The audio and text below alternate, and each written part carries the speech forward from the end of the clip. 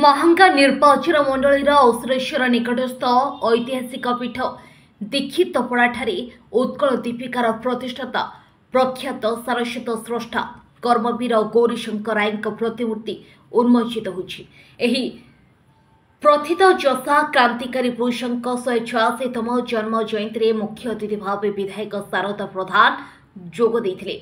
कर्मवीर दायत माने जन्ममाटी एक स्फूर्ति स्मारकी एवं गवेषणा भवन निर्माण पर सरकार को संपत्ति दान करने को घोषणा करते। आम माटीर एही अमृत कृतपित्य संतान आदर्श अनुप्राणित होगा विधायक आह्वान देवा सह स्मृति पीठर उन्नति पर सरकारी स्तर में समस्त सहायता जोगाई देवाक से प्रतिश्रुति देते। विधायक जो महोदय आसिकी समय आम सागर बीतेले जहाँ जहाँ स्कूल दरकार जहाँ जहाँ आमर दीक्षितपड़ा गाँव दरकार एवं जहाँ एठिकार समस्ते आम चाहूँ ताकू से निजे करेबे बोली जो प्रतिश्रुति देले से आम पाखे चिरकृतज्ञ।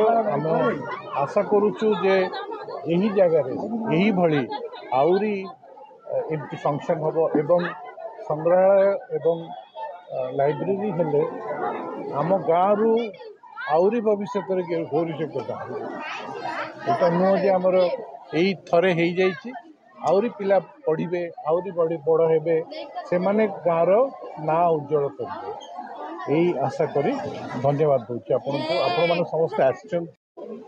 आज कर्मवीर गौरीशंकर राय स्मृति संसद एवं विद्यालय परिप्रेक्षी एक प्रतिमूर्ति उन्मोचन कराला एवं 186तम जयंती उत्सव पालन कराला।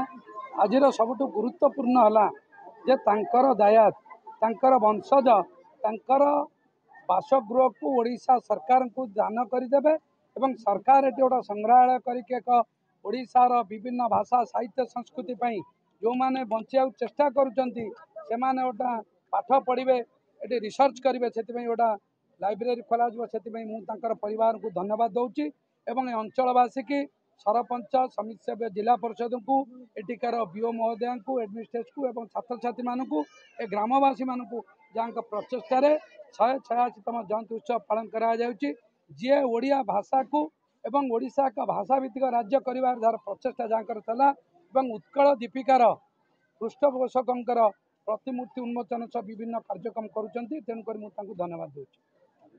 निश्चिंत कुलीरू अभय जनक रिपोर्ट ओडिशा समाचार।